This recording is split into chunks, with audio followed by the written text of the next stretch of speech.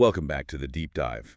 Today we're digging into some really fascinating source material that you brought to us. We are. It's from a text called "The Anatomy of a Better Day." And it's such a compelling title, isn't it? Such a great premise. It really is. We all instinctively know the difference between a day that, lifts you up and one that just drags you down. But we almost never stop to actually dissect why. Exactly. And that's our mission for this deep dive. We're going to try to quickly pull out the core insights here, especially around the central contrast that the text explores. Which is that discussion of bad days versus good days. What separates one from the other? That's the question. Okay, so let's unpack this. We've all been there, right? That feeling when the day just starts heading south and you can't quite put your finger on the exact moment it all went wrong. Mm. This source seems to promise a kind of roadmap, not just, a list of good habits, but an analysis of the actual mechanics of what makes a day succeed or fail inside that 24-hour window. And what's really fascinating to me right from the start is the structural choice they made. Okay. The whole thing is framed as a conversation, a sustained conversation between two very distinct voices. One they characterize as male and one as female. Which immediately tells you something. It tells you the anatomy they're mapping out isn't some universal blueprint. It implies that to really get it, to really understand what makes a day work, you need multiple perspectives. Maybe even conflicting perspectives. Possibly. Yeah. It suggests that how we experience and define success on a daily basis is, well, it's not one size fits all. That dual perspective is huge, and I definitely want to spend some time digging into why that choice matters for your own personal analysis. Absolutely. But let's start with the big contrast first. How does this text actually sharpen the difference between a bad day and a good day? What are the ingredients? Well, this contrast, it's the engine for the entire book. I mean, if we Right. zoom out for a second, the whole effort to define a good day is really an exercise in finding variables you can control. It's about recognizing patterns. And you can't see the pattern without the opposite. You can't. Without that sharp contrast of the bad day, the good day just stays kind of vague. It's like trying to, I don't know, draw a circle without knowing what a straight line is. Which means the utility here for anyone trying to apply this is, well, it's immediate. It is. The text is promising a clear line in the sand. It's implying there are these specific, maybe even tiny triggers that push a day into one camp or the other. Right. Is it the morning routine? Is it hitting one big goal? Or is it something else, like just managing friction? It's mostly about friction. That's the key. The source doesn't just describe two separate states. It actually uses the negative state, the bad day, as its main analytical tool. So you study the failure to understand the success. Precisely. A bad day, in this context, is defined by what they call cognitive debt. I love that term. I relate to that immediately. It's the unexpected friction, right? The minor hassles that stack up. And most importantly, it's that sense of being hurried, of making reactive decisions all day long. It's that moment when it's not even 9 a.m. and your brain has already had to deal with 5 small fires, Yeah. the traffic jam, the thing you forgot at home, that confusing email. Yes. And now you're starting your actual work already in the red. You're just reacting to things instead of acting on your plan. Exactly. And the good day, then, is defined by the opposite. It's about the preemptive things you do to reduce that debt. So smooth flow, setting realistic goals. Proactive choices that give you some margin, some breathing room in your decision-making. The book implies the difference isn't usually one huge catastrophic event. It's the small stuff. It's a sequence of small, compounding losses of control. So the analysis isn't about the big challenges. A project failing, a tough meeting, those happen to everyone. It's about the smaller, almost insidious tipping points. That's the word for it, tipping point. Can you give me a practical example? What would a tipping point from the source look like? Sure. Think about something simple, like an unexpected half-hour delay on your way to work. Okay, happens all the time. On a bad day, that delay immediately triggers an irritated phone call, maybe an angry email you write that you later regret. And then you decide to skip your workout because the day's already shot anyway. Exactly. That one small delay causes 3 reactive negative choices. Now, on a good day, that same delay is met with a different choice. You see it as an opportunity. Right. You decide to open that article you saved, or you use the time to mentally organize your next 3 tasks. You stick to your routine. The tipping point isn't the delay itself. It's your response to it. It's the response. That's a perfect way to frame it. The bad day is like a tangled fishing line.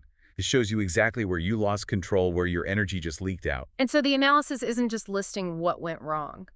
It's about understanding that delicate moment of transition, that tipping point. It's finding which small variable, when you add it or take it away, causes the whole thing to flip. And the difference between that tangled mess and a smoothly running knot, that often comes down to our own individual priorities. And how we measure success for ourselves. Yes. Yeah. And that brings us right back to that critical structural choice the authors made. This is where it gets really interesting for me. Mm.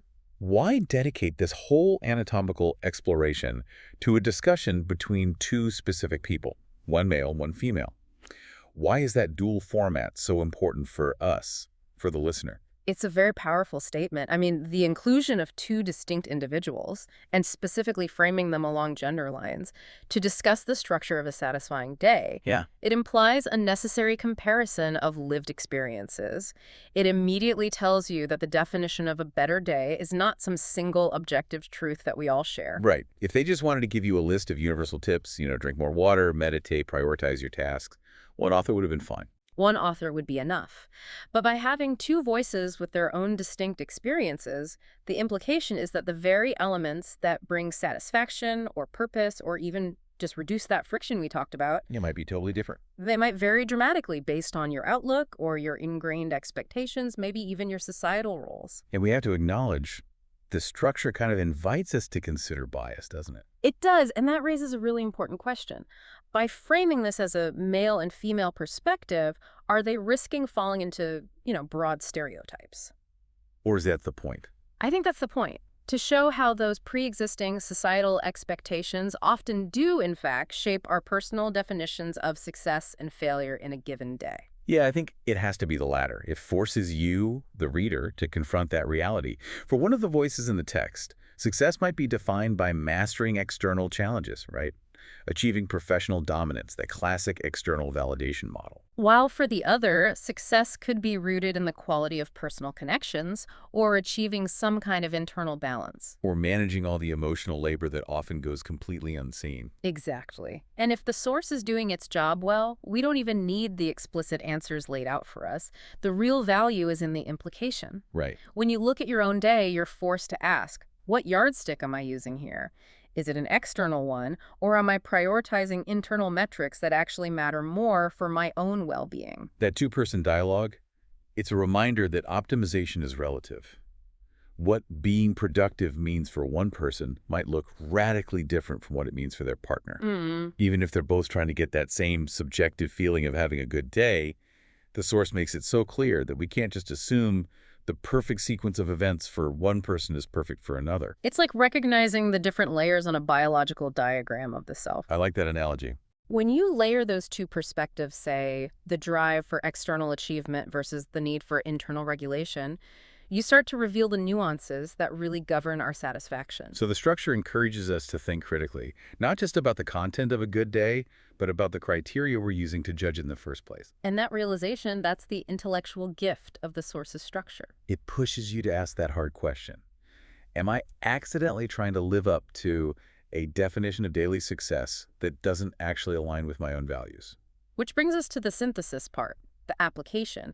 So what does this all mean for you? How do we use this to actually reshape our own 24-hour cycle? I think the biggest takeaway is that understanding your day's structure, its anatomy, is the first most critical step toward getting any real agency over it. You can't fix the chaos until you've clearly mapped out where the energy is leaking and where those tipping points are happening. Right. And now you basically have two clear frameworks to do that analysis. Framework one is the contrast. The good versus the bad. Exactly.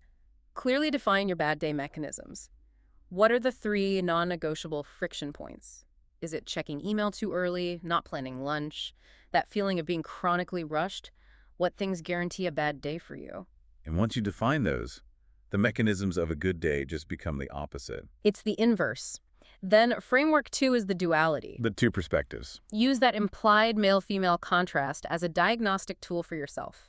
When you're feeling unsuccessful at the end of the day, ask yourself, okay, am I failing based on an external metric, like client approval or finishing a project? Or am I failing at an internal one, like managing my decision fatigue or feeling disconnected from what I care about? By using the structure of the source, you're essentially creating a custom internal dialogue for yourself. When your day goes south, you can immediately jump into that contrasting framework. It gives you a tangible method for self-correction. You're no longer just subjectively having a bad day. No, you're analytically observing why it's bad. And that alone immediately gives you power over tomorrow. It's about building your own hybrid definition of success.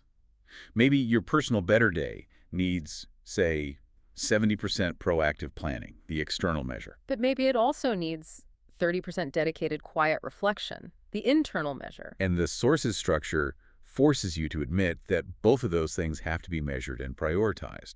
They're both valid. If you embrace that concept, that a good day needs a clearly defined opposite, and that your personal definition has to be tested against multiple perspectives, whether they're gendered, professional, or personal, you've already started the process. You've begun to gain that essential agency. This has been a really insightful deep dive. Uh, I think the concept of anatomizing a day absolutely requires that clear definition of the desirable state versus the undesirable one. and a clear understanding of whose metrics you're even using to judge it. Exactly. And that framework leads us to our final provocative thought for you to mull over or explore on your own. Given that the anatomy of a better day was explored through two distinct perspectives, is the biggest distinction between a good day and a bad day really rooted in external circumstance? Or is it simply which set of success metrics, the internal or the external, you choose to prioritize when you reflect on the day?